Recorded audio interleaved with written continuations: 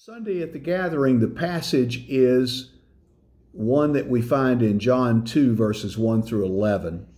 And it's the first of what many scholars call the 7 signs of John. And I would certainly buy into that thinking that John uses a heavenly number to show us signs that Jesus was who he said he was. And so the wedding is the first of those where he begins to reveal himself in spiritual ways and yet in practical ways to his disciples and to others.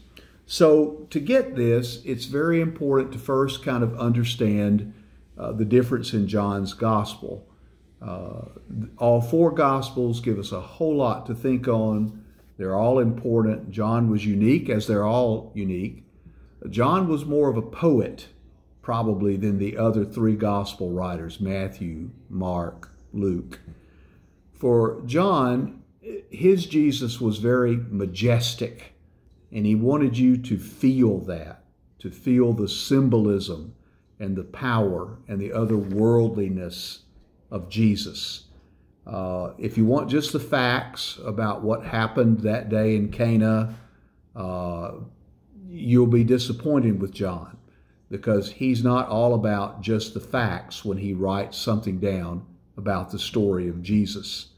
We are forced, when we read John, to slow down and reflect, to think about carefully every word. His major themes when he writes is about believing and behaving and loving. And over again in his stories about Jesus and in his connecting the theology of those, he is reminding us that we must believe and love.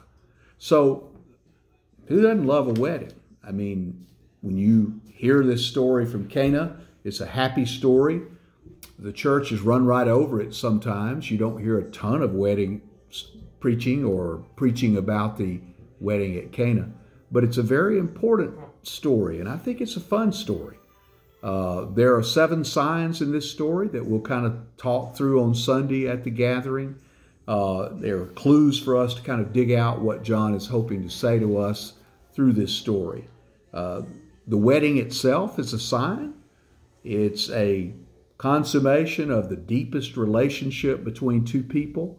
It's a symbol for what God's love is for us, as deep as it gets.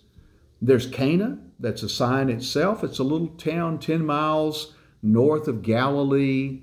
It's a very sleepy, typical Galilean town.